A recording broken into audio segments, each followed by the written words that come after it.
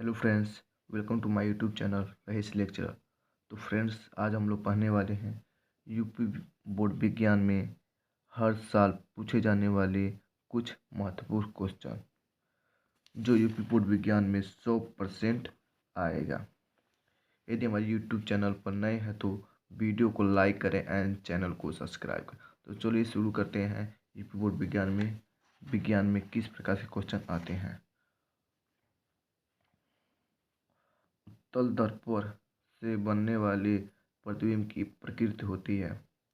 उत्तल दर्पण से बनने वाले प्रतिबिंब की प्रकृति आभासी व सीधा होती है। एक उत्तल दर्पण की फोकस दूरी 10 सेमी है तो दर्पण की वक्रता त्रिज्या होगी। एक उत्तल दर्पण की फोकस दूरी 10 सेमी है तो दर्पण की वक्रता त्रिज्या 20 सेमी होगी। निकट दृष्टि दोष से पीड़ित एक व्यक्ति को यह दोष दूर करने के लिए किस लेंस या दर्पण का उपयोग करेंगे? अवतल लेंस। ओम के नियम का सूत्र है। ओम के नियम का सूत्र V=I/R होगा। विद्युत धारा उत्पन्न करने की युक्ति है। विद्युत धारा उत्पन्न करने की युक्ति चयनित्र कहलाता है। अब चलिए देखते हैं लघुत्तरीय प्रश्न। अवतल दर्पण तथा उत्तल दर्पण से बनने वाले आभासी प्रतिबिंब में क्या अंतर होता है? अवतल दर्पण से बनने वाले आभासी प्रतिबिंब का आकार वस्तु से बड़ा होता है तथा जबकि उत्तल दर्पण से बनने वाले आभासी प्रतिबिंब का आकार वस्तु से छोटा होता है। दूसरा क्वेश्चन देखते हैं। वायु में प्रकाश की चाल 3×10⁸ मीटर प्रति सेकेंड है तो उस माध्यम में प्रकाश की चाल ज्ञात कीजिए जिसका वायु के सापेक्ष अपवर्तनांक 1.5 है। हल दिया है। वायु में प्रकाश की चाल 3×10⁸ मीटर पर सेकेंड। माध्यम में प्रकाश की चाल ज्ञात करना है। वायु के सापेक्ष माध्यम का अपवर्तनांक 1.5 है। तो सूत्र माध्यम में प्रकाश की चाल = वायु में प्रकाश की चाल बटे वायु के सापेक्ष माध्यम का अपवर्तनांक 3×10⁸ बटे 1.5 × 2 2.0 × 10⁸ मीटर पर सेकेंड। तो चलिए तीसरा क्वेश्चन देखते हैं। नेत्र की संवेदन क्षमता से क्या अभिप्राय है? नेत्र की वह क्षमता जिसके कारण वह अपनी फोकस दूरी को समायोजित करके निकट तथा दूरस्थ की वस्तुओं को फोकसित कर लेता है, वही नेत्र की संवेदन क्षमता होती है। एमसीबी को विद्युत फ्यूज पर वरीयता क्यों दी जाती है?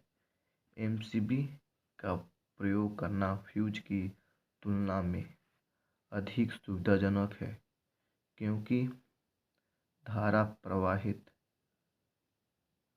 क्योंकि विद्युत परिपथ में लघुपतन होने पर या अधिक धारा प्रवाहित होने पर फ्यूज का तार पिघल जाता है जिससे बार बार तोड़ना मोड़ना पड़ता है। इसके उल्टा एमसीबी में अधिक धारा प्रवाहित होने पर या विद्युत परिपथ होने में लघुपतन होने पर इसका स्विच ऑफ हो जाता है जिससे आसानी से ऑन और ऑफ कर देते हैं।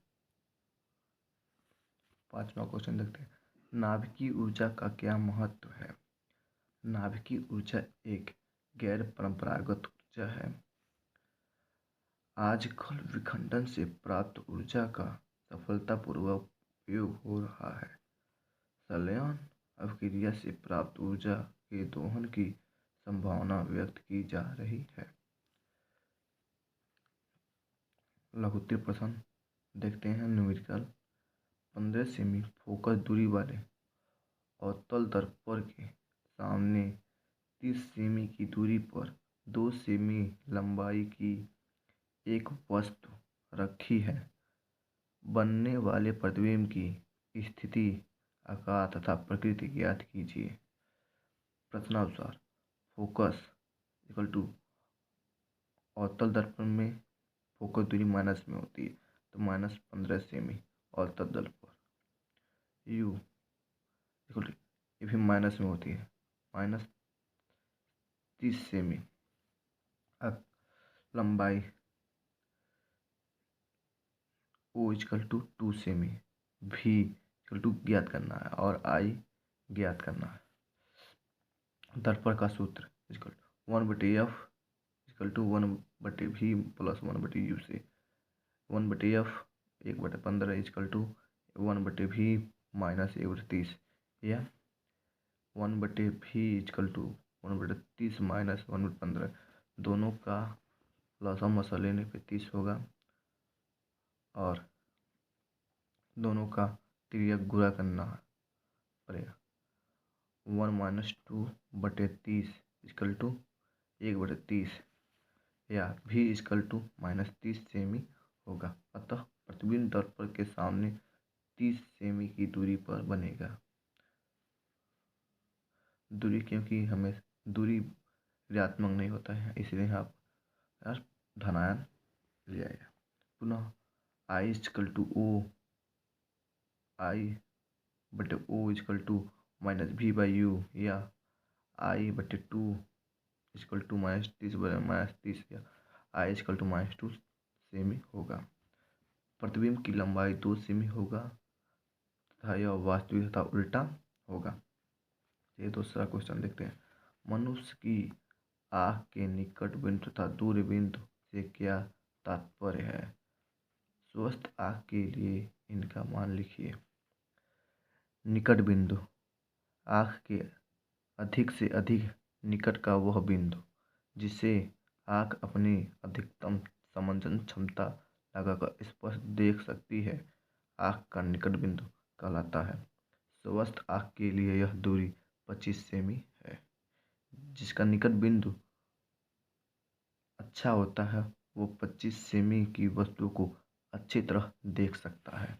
दूर बिंदु, आँख का वह अधिकतम बिंदु जिसे आँख बिना समंजन क्षमता लगाए स्पष्ट देख सकती है, आँख का दूर बिंदु कहलाता है। सामान्य आँख के लिए यह दूरी अनंत होता है। तीसरा नियम का क्वेश्चन देखते हैं जो हर साल यूपी बोर्ड में पूछे गए हैं। संलग्न विद्युत परिपथ में बहने वाली विद्युत धारा की गणना कीजिए। चित्र को देख लीजिए। हल, परिपथ में 1 ओम, 4 ओम व 1 ओम के प्रतिरोध श्रेणी क्रम में है। इनका तुल्य प्रतिरोध R1 equal to 1 + 4 + 1 equal to 6 ohm. प्रतिरोध R1, 6 ओम के प्रतिरोध के समांतर क्रम में है। यदि इनका तुल्य प्रतिरोध R2 है तब 1/R2 equal to 1/R1 plus 1/6 equal to 1/6 plus 1/6 equal to 2/6 है।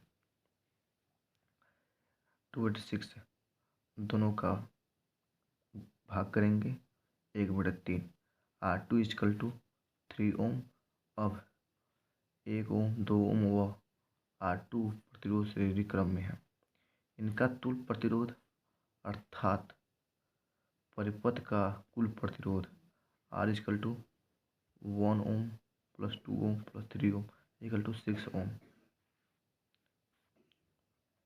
परिपथ में धारा I इक्वल टू विभवांतर है कुल प्रतिरोध 12/6 इक्वल टू 2 एम्पियर। तो इसमें 2 एम्पियर की धारा प्रवाहित होगी। तो चलिए चौथा क्वेश्चन देखते हैं। विद्युत या विद्युत मोटर व विद्युत जनित्र के बीच क्या अंतर है? यह वेरी इंपॉर्टेंट क्वेश्चन जो यूपी बोर्ड में लघुत्तरी और दीर्घोत्तरी के रूप में पूछे जाते हैं।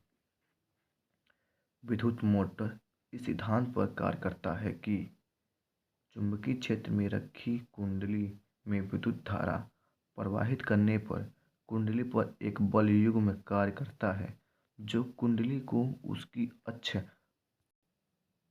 के परितः घुमाने का प्रयास करता है। कुंडली घूमने के लिए स्वतंत्र होने के कारण यह घूमने लगती है। मोटर फ्लेमिंग के बाएं हाथ के नियम पर कार्य करता है। यह विद्युत ऊर्जा को जनित ऊर्जा में बदल देते हैं। इस अगली वीडियो में फ्लेमिंग के बाएं हाथ के नियम को बता दूंगा। विद्युत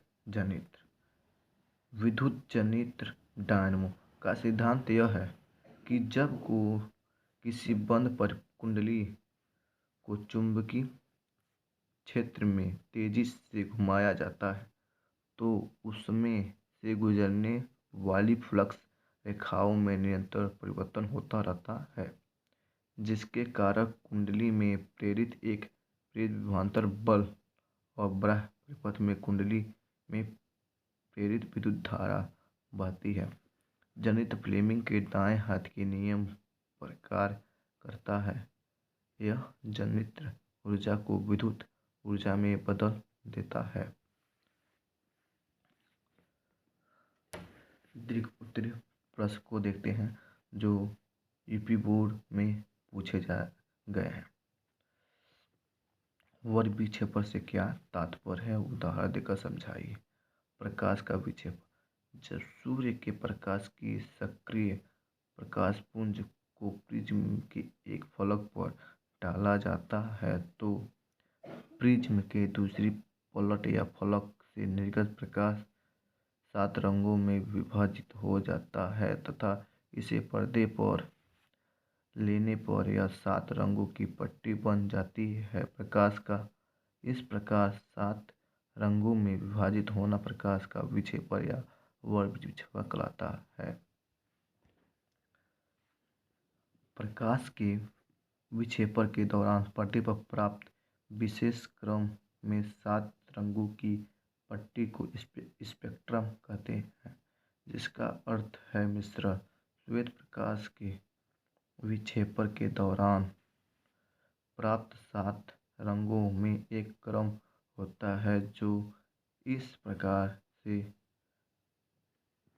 नीचे से ऊपर की ओर बैंगनी, जामुनी, नीला, हरा, पीला, नारंगी, लाल है। इन रंगों के क्रम को याद रखने के लिए इंग्लिश शब्द विब्ग्रो को याद रखें, जो इन रंगों की अंग्रेजी भाषा के पहले अक्षर हैं। परिक्षेपण का कार्य यह है कि विभिन्न रंगों के प्रकाश का अपवर्तन भिन्न भिन्न होता है। बैंगनी प्रकाश का अपवर्तन सबसे अधिक होता है तथा लाल प्रकाश का अपवर्तन सबसे कम। इसी कारण बैंगनी सबसे नीचे और लाल रंग स्पेक्ट्रम में सबसे ऊपर होता है। दीर्घोत्तरी में हर एक साल पूछे जाने वाले क्वेश्चन को देखते हैं। विद्युत मोटर का निम्नांकित आरेख खींचिए। इसका सिद्धांत तथा कार्यविधि स्पष्ट कीजिए।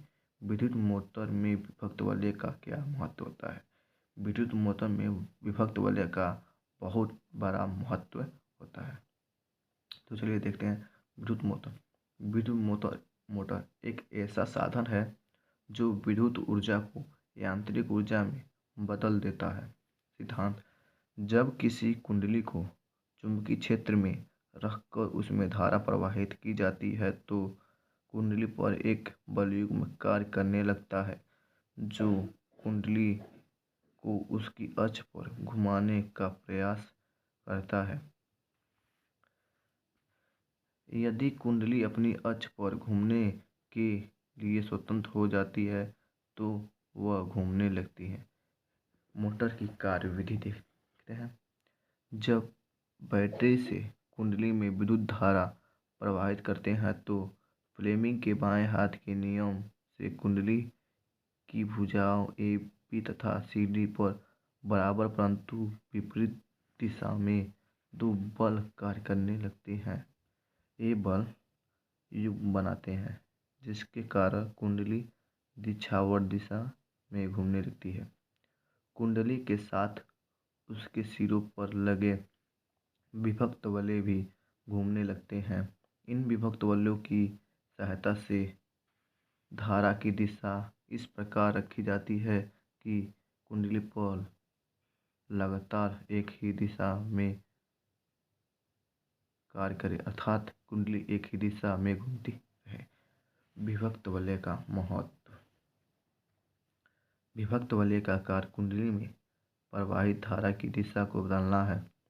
जब कुंडली आधा चक्कर पूर्ण कर लेती है तो विभक्त वलय का ब्रूस से संपर्क समाप्त हो जाता है और विपरीत ब्रूस से संपर्क जुड़ जाता है। इसके फलस्वरूप कुंडली में धारा की दिशा सदैव इस प्रकार बनी रहती है कि कुंडली एक ही दिशा में घूमती रहे।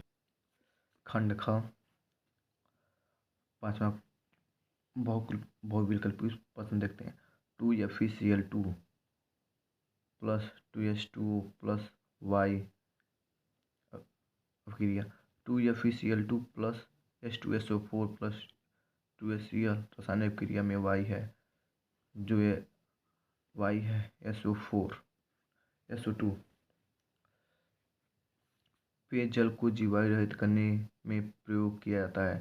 CaOCl2 कैल्शियम ऑक्सीक्लोराइड का प्रयोग करके पेयजल को जीवाणु रहित बनाया जाता है। एल्किन श्रेणी का प्रथम सदस्य है। एल्किन श्रेणी का प्रथम सदस्य एथिलीन होता है। निम्न तत्वों में किसकी विद्युत ऋणात्मकता सबसे कम होती है? निम्न तत्व यानी सोडियम की विद्युत ऋणात्मकता सबसे कम होती है। उपचायक और उपचायक किसे कहते हैं? वेरी इंपॉर्टेंट क्वेश्चन जो हर साल यूपी बोर्ड में पूछे जाते हैं। अपक्रिया में वह पदार्थ जो अन्य पदार्थ को उपचयित कर देता है उपचायक कहलाता है। अपक्रिया में वह पदार्थ जो अन्य पदार्थ को अपचयित कर देता है अपचायक कहलाता है।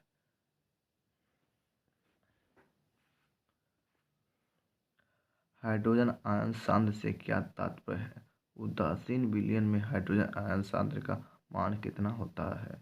Very important question. किसी विलयन में 1 लीटर में उपस्थित हाइड्रोजन आयनों के मोलों की संख्या को उस विलयन का हाइड्रोजन आयन सांद्र कहते हैं।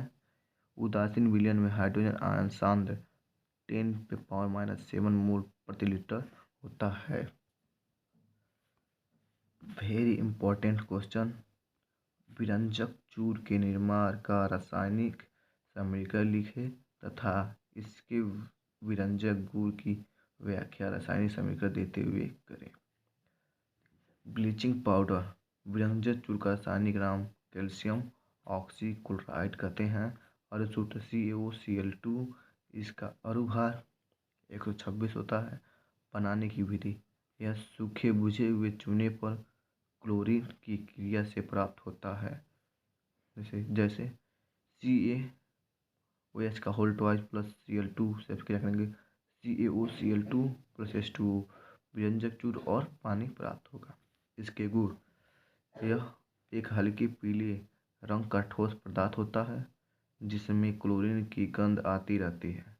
दूसरा, यह तनु अम्लों के साथ क्रिया करके क्लोरीन गैस निकालता है। जैसे CaOCl2 प्लस H2SO4 से क्रिया करके CaOSO4 प्लस H2O और क्लोरीन गैस को बाहर निकालता है। तीसरा उदाहरण देख लेते हैं। ब्लीचिंग पाउडर एसीटोन तथा एल्कोहल के साथ जल की उपस्थिति में क्रिया करके क्लोरोफॉर्म बनाता है। उपयोग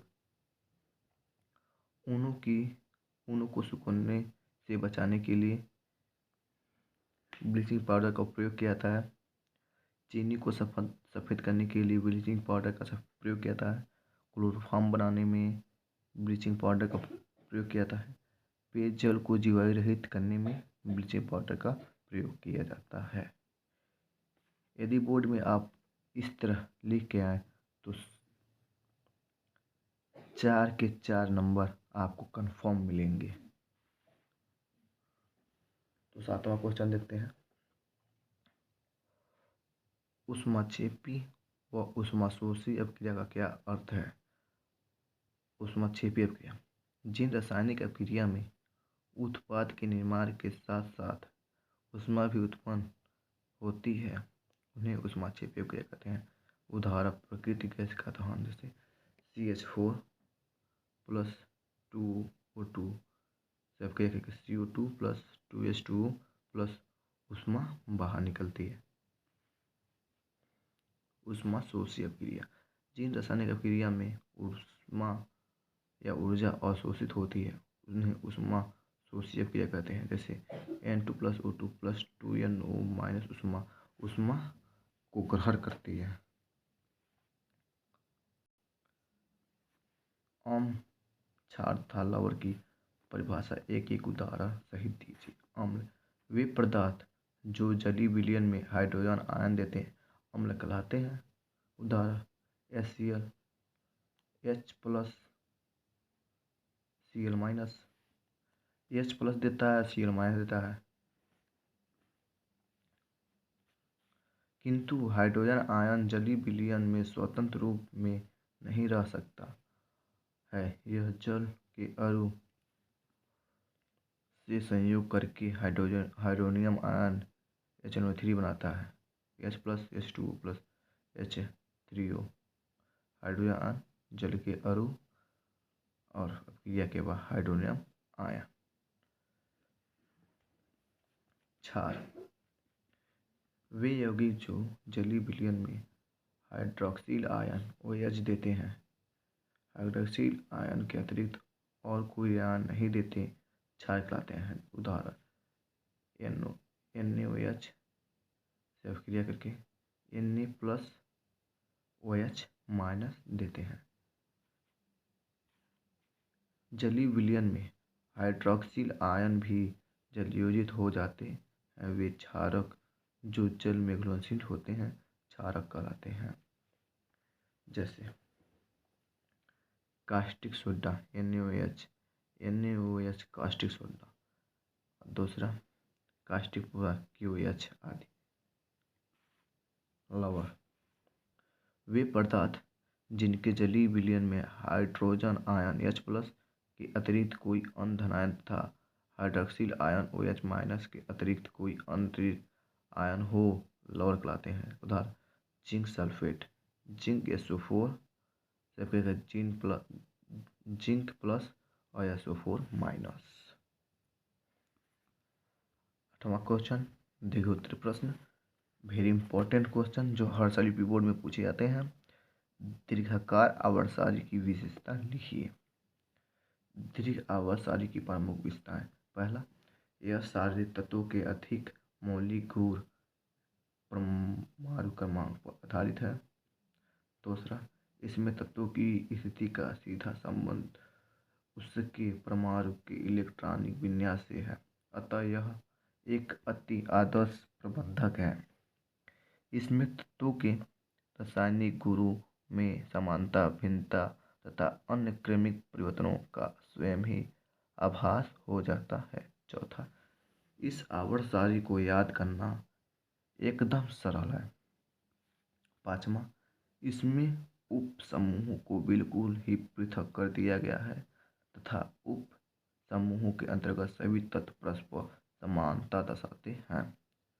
छठवां, इस सारणी में आगे और भी विभाजन किए गए हैं, जैसे सक्रिय तत्व, संक्रमण तत्व, विरल मृदा धातु, लैंथेनाइड व रेडियो एक्टिव धातु, एक्टिनाइड, उपधातु आदि।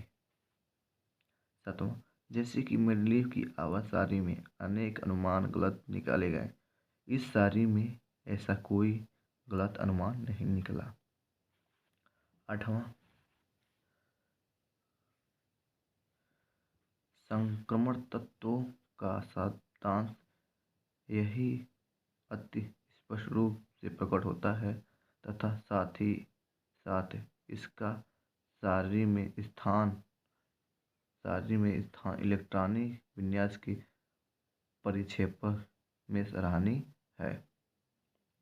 9वां, विरल मृदा धातु लेंटेनाइड 58 से 71 तक होते हैं तथा रेडियोएक्टिव धातु एक्टिनाइड जो 90 से 103 के बीच में होते हैं। शारीर में पृथक स्थिति इलेक्ट्रॉनिक विन्यास पर आधारित है जिससे इनके रासायनिक गुणों की समानता प्रदर्शित होती है। खंड ग बायोलॉजी एंड जीव विज्ञान के विषय में देखते हैं। 9वां, एटीपी तथा NADP इंटू 2S का निर्माण होता है क्लोरोप्लास्ट में। निषेचन के बाद पुष्प का कौन सा भाग फल बनता है? अंडाशय। हेमोग्लोबिन महत्वपूर्ण भूमिका निभाता है श्वसन में। गुणसूत्र किस पदार्थ के बने होते हैं? DNA और प्रोटीन के। प्रकाश संश्लेषण किसे कहते हैं? प्रकाश संश्लेषण से लिए विभिन्न घटकों के नाम लिखिए। वेरी इंपॉर्टेंट क्वेश्चन जो हर साल यूपी बोर्ड में पूछे जाते हैं।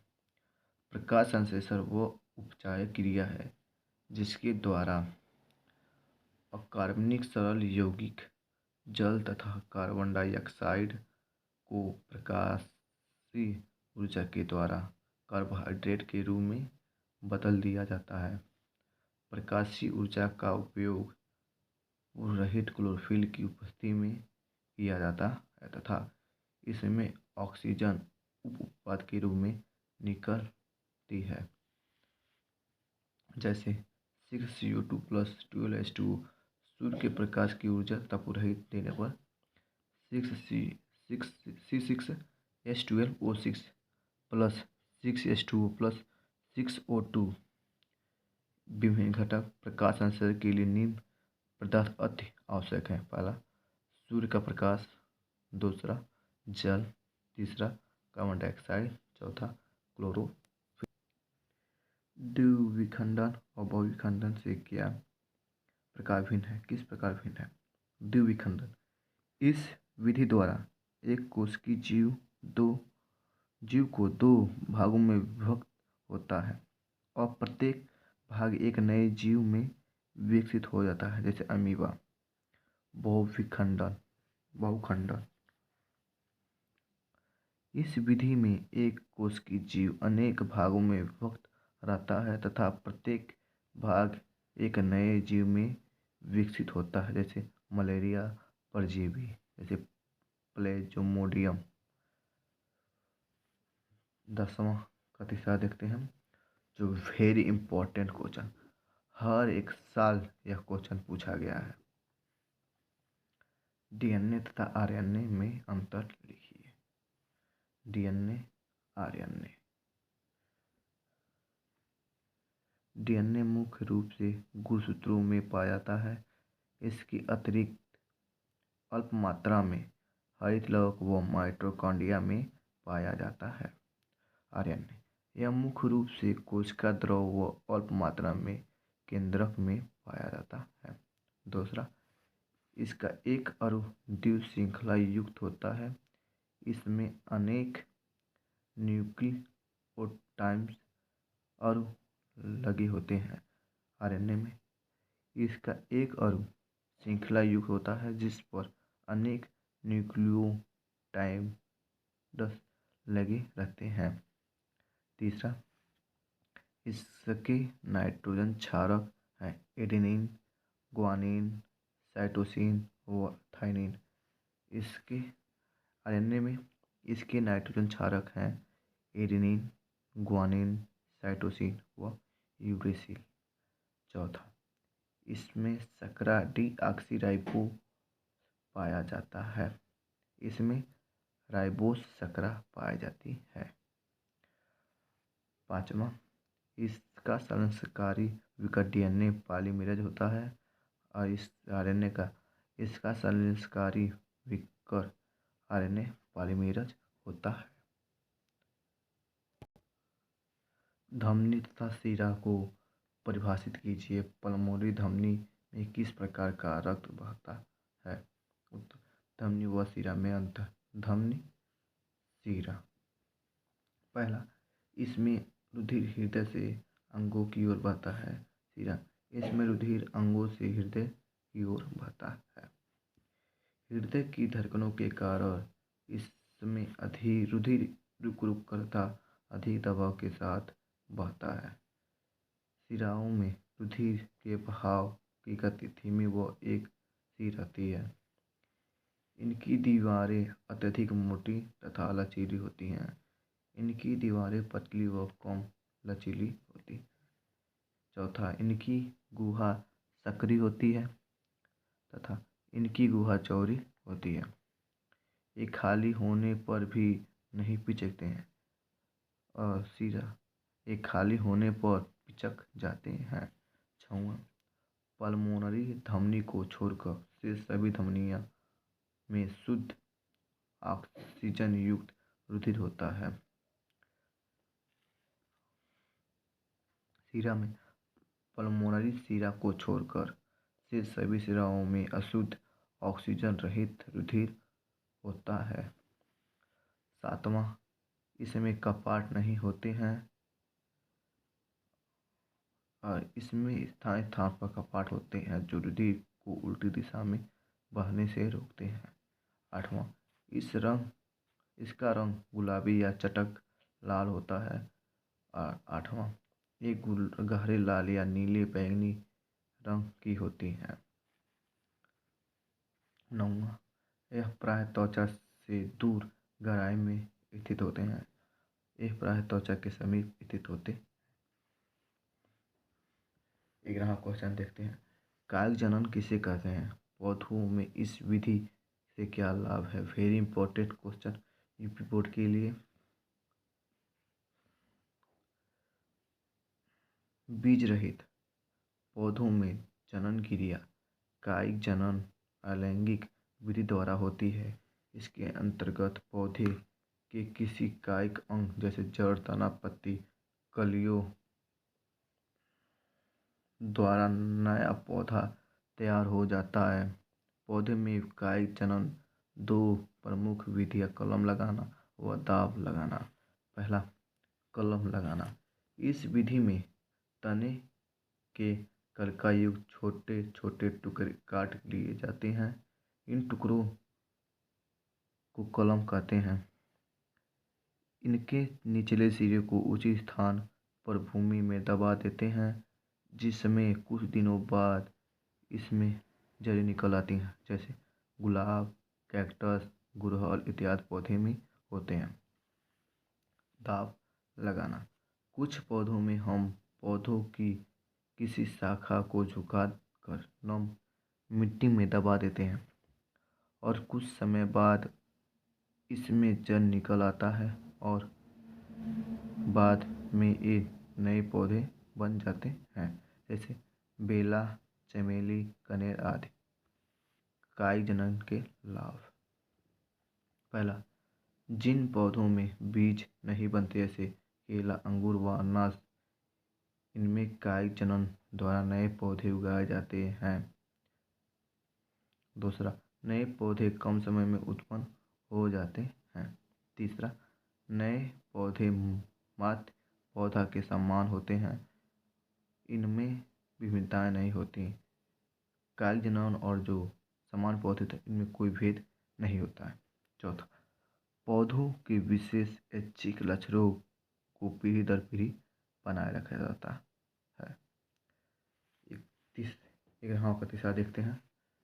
एक संकर तथा द्विसंकर क्रॉस से आप क्या समझते हैं? एक संकर संक्रमण से परिवर्तित लक्षण वाले नर तथा मादा के मध्य जब केवल एक जोड़ा विपरीत लक्षण अध्ययन के लिए संकरण कराया जाता है, तो इन विपरीत लक्षणों के संकरण को एक संकर संक्रमण कहते हैं। जैसे लाल फूल वाले तथा सफ़ेद फूल वाले पौधों के मध्य संक्रमण। द्विसंकर संक्रमण, जब विपरीत लक्षणों वाले नर तथा मादा के मध्य दो जोड़ा विपरीत लक्षणों के अध्ययन के लिए संकरण कराया जाता है तो इसे द्विसंकर संकरण कहते हैं। जैसे पीले गोले बीज वाले और हरे झुर्रीदार बीज वाले पौधों के मध्य संकरण। पोषण क्या है, पोषण की आवश्यकता क्यों पड़ती है, पोषण के मुख्य प्रकारों का उल्लेख कीजिए। वेरी इंपॉर्टेंट क्वेश्चन जो यूपी बोर्ड में 100% आएंगे। पोषण सभी जीवों को जीवित रहने तथा शरीर में होने वाली विभिन्नताएं उपापचयी क्रियाओं को करने के लिए ऊर्जा की आवश्यकता होती है। यह ऊर्जा भोजन से प्राप्त होती है। विभिन्न प्रकार के जीव भोजन लेने के लिए विभिन्न विधियां अपनाते हैं। भोजन ग्रहण करने से लेकर पाचन और शोषण कोशिकाओं तक पहुंचाने, कोशिका में उनके ऊर्जा उत्पादन में प्रयोग करने तथा जीवद्रव्य में स्वांगीकृत करने में तथा भविष्य के लिए उसे शरीर में संग्रहित करने तथा की सभी क्रियाओं का सम्मिलित नाम पोषण होता है। पोषण की प्रकार, पहला स्वपोषण, दूसरा परपोषण। स्वपोषण, ऐसे सभी जीव स्वपोषण कहलाते हैं जो अकार्बनिक पदार्थों की सहायता से अपना भोजन स्वयं निर्मित करते हैं तथा ऊर्जा का संचय स्वयं करते हैं, जैसे पेड़ पौधे। परपोषण, वे सभी जीव जो अपने भोजन का निर्माण नहीं कर सकते अपितु अन्य स्रोतों से तैयार भोजन ग्रहण करते हैं, परपोषी या विषमपोषी कहलाते हैं। परपोषी जीव अपने पोषण के आधार पर निम्नलिखित प्रकार के हैं। परपोषी परपोषी 3 प्रकार के हैं। प्राणिसंभोजी पोषण, ठोस भोजन ग्रहण करने वाले जीव प्राणिसंभोजी कहलाते हैं। ये भोजन का भक्षण करते हैं। मृतोपजीवी पोषण, ऐसे जीव जो अपना भोजन मृत जंतुओं या पौधों से तथा उनके उत्सर्जित पदार्थों से आदि से प्राप्त करते हैं, मृतोपजीवी कहलाते हैं। जैसे अनेक जीवाणु, कवक, परजीवी पोषण, ऐसे जीव जो अपना भोजन दूसरे जीव के शरीर के बाहर अथवा भीतर रखकर प्रत्यक्ष रूप से उसके जीवित अवस्था में ही प्राप्त करते हैं, परजीवी कहलाते हैं। ऐसे आंतों में रहने वाले कृमि और मच्छर। हेलो फ्रेंड्स, वीडियो अच्छी लगी हो तो लाइक करें एंड सब्सक्राइब करें और अपने दोस्तों में शेयर करें। मिलते हैं अगली वीडियो में इससे भी अच्छा वीडियो के साथ।